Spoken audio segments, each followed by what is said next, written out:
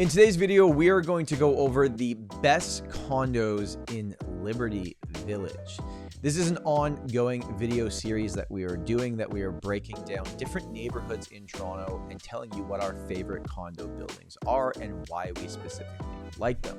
My team partner Amrit is joining me again in today's video, and we are each going to say our 5 favorite condos in Liberty Village, but we have not told each other which ones we are going to talk about. I have a feeling that there's going to be some overlap for Liberty Village. If you learn anything new in this video, make sure to like this video, get subscribed to the channel. If you want to book a call with our team, you can do that in the first link in the description. All right, Amrit, today it's Liberty Village, and I feel like this is one that's been requested a lot. People love this area or hate this area. There's always an opinion on Liberty Village. Maybe even before we go over the buildings, what's your general thought at this point in time in 2025 on Liberty Village? Yeah, first of all, good to be back. I'm liking these series actually. Now, when I go into the buildings, I see I'm more intentional if this building is good or bad, which I can talk about on this channel. But anyway, yeah, this Liberty Village is, personally, I like it really. It's very vibrant, very lively. We've got good bars, restaurants, and good buildings too. The only downside is the traffic. Like getting in and getting out of Liberty it's tough, especially during rush hours. So that's the only downside. But yeah, people have opinions on this, positive or negative. Yeah. But personally, I like it, and I think it's a good neighborhood too. I was there literally last week to meet with a seller, and it was like mid-afternoon, and I got there about an hour early. I misjudged how bad traffic could have been. So I was literally just walking around, and like I hadn't really walked around there in a while. I was like, oh my, like literally you never have to leave. Everything is here. Yeah. Your vet is here. Like there's all these different shopping options. There's food options. Like everything is very close. It's changed a lot over the last little bit. More or less, it's changed in a good way, except it's become very busy. That's the only thing, or I'll point out.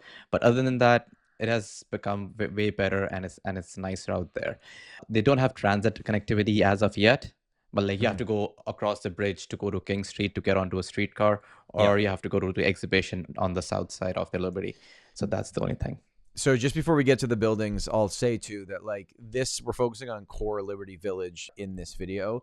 So there's a lot of buildings I like that are like just on the other side on King Street, or like, you know, the DNA buildings, the One Shaws. We're not talking about those ones. I don't even know what you like. That's technically King West, but it's like King West almost.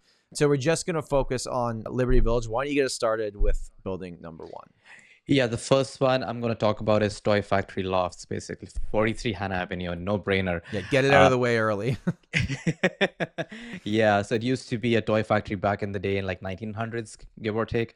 And in 2008, I think TRREB Developments, they converted into hard lofts. Yep. So it's a solid building. Maintenance fees are pretty low. I think it's one of the lowest maintenance fees in the whole city. I would say that building has it, and that's why the condos in this building trade at a higher price point. So the condos in this building sell for about like $1,000 to $1,100 per square foot, depending from condo and the layout of the condo. And yeah, that's my top one in Liberty Village for now. Yeah, the maintenance fees at Toy Factory are like 60 to 65 cents a square foot. That's one of the only buildings I ever heard of like years ago that maintenance fees went down one year. So I don't know exactly what's going on or how it's working so well, but kudos to them for keeping things in check. And just like, you know, it's a cool building, right? Like the units, like there's some smaller stuff in there, but there's lots of like one beds that are like 1,000 square feet. There's one that traded in 2025 that was like over 5,000 square feet. So there's some like massive, like high-end luxury stuff as well. And something interesting, talk about Lanterra. You know, like this is why like when people say like what are good developers, what are bad developers? Lanterra did Toy Factory, and do you know what other building they did? They have done few lofts, right? They did the ice condos. They Ice did condos 12 too. and Yeah, 14 York. So it's like what Opposites. crazy complete ends of the spectrum. So I just think that's interesting to say that like just because one developer did one project and it didn't turn out well doesn't necessarily mean that they're not good at what they do. Like, so give them full credit for being the ones behind Toy Factory. For sure. And the condo you just mentioned, not in Liberty, that condo is more of the management as opposed to Lanterra Developments. Right. That's what I think so. Yeah. Okay. So obviously that was on my list as well. I'm glad we got that out of the way because that's kind of the easy answer here. My next building is 69 Lynn Williams. And I picked this for, do you have that as well? Yeah, you stole did? mine. Okay. Okay. Okay. Just kidding. So It's okay. only 15 stories, 2013 build. You get units that go from like 400 square foot bachelor units to about 1,300 square feet in that building. Condo fees are reasonable, 70 to 75 cents per square foot. And you can buy things in that building under $1,000 a square foot. Because when they built up Liberty Village, you have so many condos that are like combined with other ones. I just like that 69 Lynn Williams has its own entrance. You can walk in, you know, I don't love every aspect of the building, but I think of the options in Liberty Village, looking at decent floor plans, especially those like 2-bedroom floor plans where it's like a truly split 2-bedroom, where you have bedrooms on each side. 69 Lynn Williams has some pretty good 2-bed floor plans, and that's why I made my list for this video, which it sounds like it made yours as well. For sure. And it faces the Liberty Park. So you've got decent views on the east side and as well as on the west side. West side, okay, you'll face the other building, but on the east side, you're secure and nothing's going to be built right in front of the building. Yeah. So what's next on your list? Next one I'm going to talk about because I'm also considering I'm being price conscious too. So I'm going to include 80 Western Battery and 100 Western Battery. These both are beside each other. Units in this building, they have a very solid layout. As you just mentioned, the 2 bedrooms which have a split layout. You can find 2 bedrooms with a split layout in this building. Actually, I recently saw a 2-bedroom, I think one of the best layout in the city in the 100 Western Battery and as well as 80 Western Battery too. Solid split layout looking out east. You got the whole skyline view of the city, and it sold for $770,000 with parking and locker recently. So that's a steal deal in my opinion in today's time. So these 2 buildings I would highly vouch for. Yes. I actually had 125 Western Battery, so we're not too far off, right? Same idea. Tower at King West, I think, is a really bad name for a building. But you take away the name of the building, you can get some decent sized units. It's kind of the same as what you just talked about.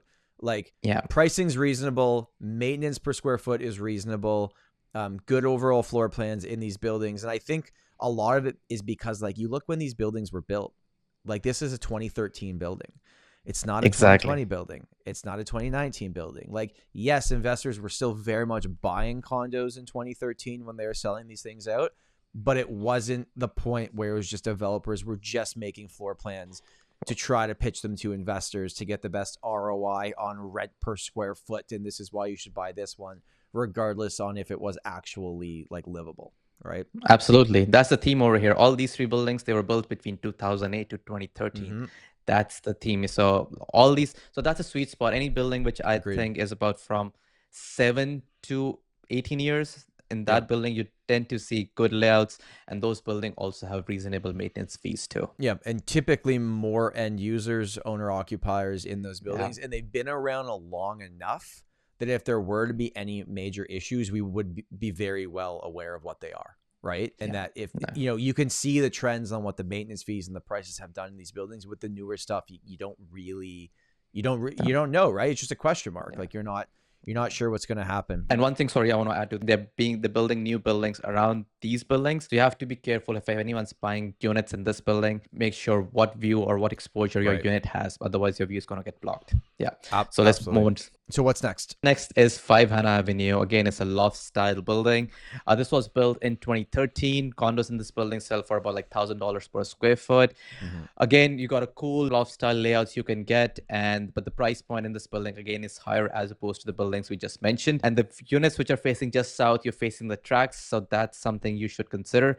But overall, good building and good location too. And down the line, again, I'm a Ontario Line fan, I think, by now. So there's an Ontario Line coming up at Exhibition Station. So that's going to be good for this building. Fivehanded, the only thing I'll say, and this was on my list as well, I think this might be the first video ever that like we almost were 100% on what we've been saying. But because it's like the 2-level unit is what makes that building really different and unique, right? And there are some large ones that these 2 levels are very stunning and like gorgeous photos. And like people know what I mean when I talk about those listings. But in some of the smaller ones, right? Because you can still get a 500, 600 square foot 2-level loft style. But sometimes it's like the main living area is so tight in that building, because you're splitting that 500 square feet or 600 square feet between two levels. And so it's just, the bedroom might be bigger than a typical bedroom when it's upstairs, and it's a cool looking loft style.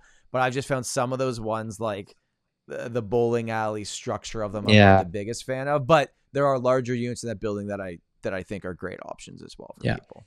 Yeah, I agree with you. Yeah. And there's less than 300 units in the building, so it's not it's big, but it's not massive, right? It's just 8 floors. It's just 8 floors, so that's why it's not a, like, I would say low to mid rise. So less number of people in that building. Gotcha. Okay. Last one for you. What is it? Last one for me in the building. I was about to say 125 Western Battery, but you've already said that. 51 East Liberty is also good in my opinion, but it's again cookie cutter condo, but at the same time it's managed well. The price per square foot is good as well. And that's about it for me. I'm going to go across the street to wrap this up is 59 East Liberty. The reason why this building is on my list, I mean, we're seeing a similar thing here. It was a 2011 build, right? It's well managed. I know people that I trust a lot that know all the buildings, and they own investment condos in this building. More than one person, by the way. And that's just like, that's interesting to me. People that are very well aware of what's happening, they choose to buy in this building for many different reasons. You can get in under $900 a square foot, kind of in today's market right now. Your maintenance fees are reasonable, under 70 cents per square foot. So 59 East Liberty is one that maybe gets a little bit slept on in terms of like solid building, lots of options that come up because it is a tower, but I feel like not a lot of people actually talk about it. Yeah, that's a solid one too. And also on the same line, 75, 85 East Liberty, those towers, a lot of units in those, but the units have good layout, so I would also add to the list. And it's a managed building which is managed well overall. Yeah. Well, there you go. That is our Liberty Village breakdown on our favorite condos. Let us know in the comments of this video if there's any buildings you think we should have talked about, or that we didn't talk about, or that you think we're wrong on our opinion. It's all good. We want this to be a community style video. Let us know below what you like, what you didn't like, if there's any other areas you want us to do next for this video series. Thank you so much for watching, and we'll see you soon.